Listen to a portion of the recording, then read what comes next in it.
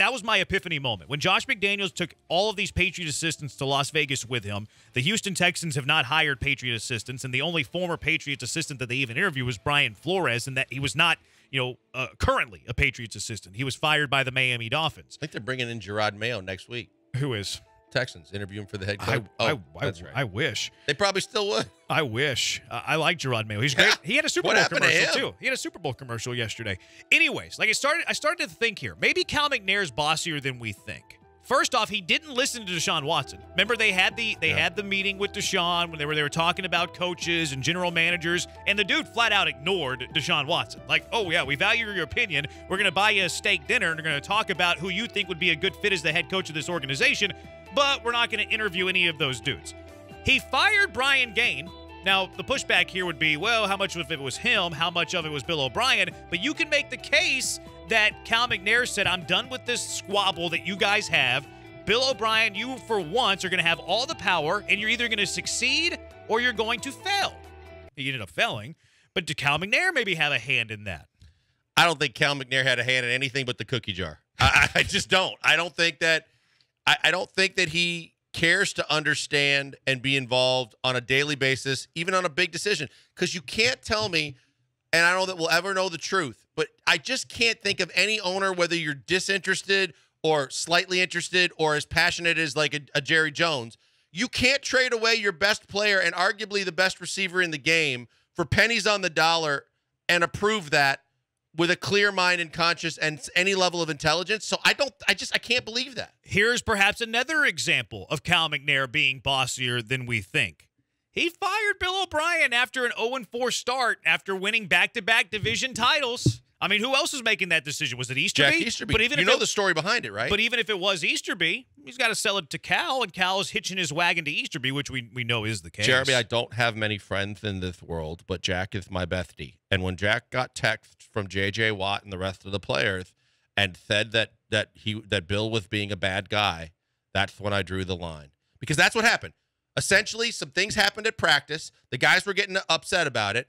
And Jack Easterby, being Jack Easterby, went to J.J. Watt first and others and said, if you guys are truly pissed at Bill, send me a text and tell me exactly what made you mad. And then Jack presented all of them to Cal. Cal made the decision. And Bill was going. Bossy. Did he, though? Bossy Cal. Did he, or did he just follow Jack's lead? He got presented the information. He just couldn't overlook it. Hey, guys, I want to tell you real quick about Fitz Roofing. I love the people at Fitz Roofing because they take care of Houstonians every step of the way. It starts with a free no-obligation inspection. All you do is call them, 832-521-3001. No matter what you need done, they come to you, tell you what they can do. They go back with the rest of their day. You want them to come back, you book them, and they do great customer service before, during, and after the sale.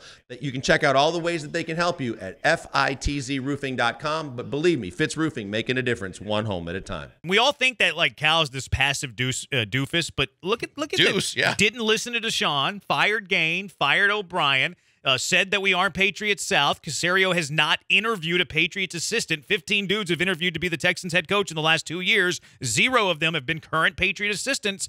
And maybe the latest, perhaps the latest, that Cal McNair might be bossier than we think. He told Nick Caserio to hire Lovie Smith after the Brian Flores lawsuit.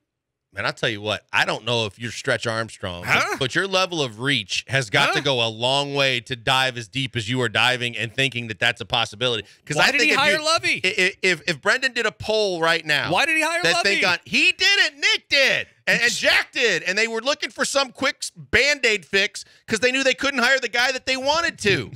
The fact of the matter is, if you did a Brendan poll right now, by the time the show was over, there wouldn't be one person that believed that Cal did any one of those things. And if he had any involvement, it was so minimal that it was like, I'm going to follow whatever they say. Got to do it now. I'm just following what they say. I'm just here so that I don't get fired or fined. We believe that the Texans pivoted off of whoever they were going to hire as the head coach because of the Brian Flores lawsuit, right? Correct.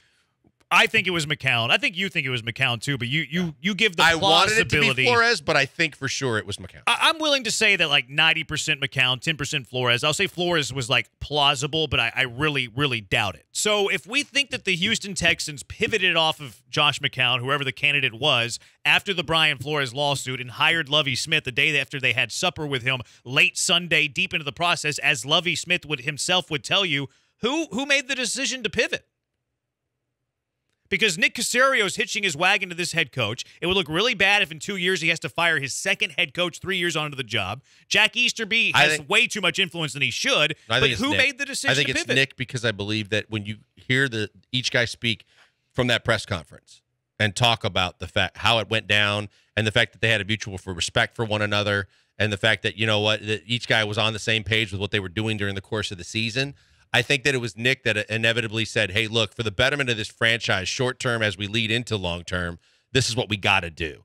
Maybe Jack had some influence in it, but if you press me and say I have to say one or the other, I think Nick made the decision. Maybe Cal McNair's bossier than we think.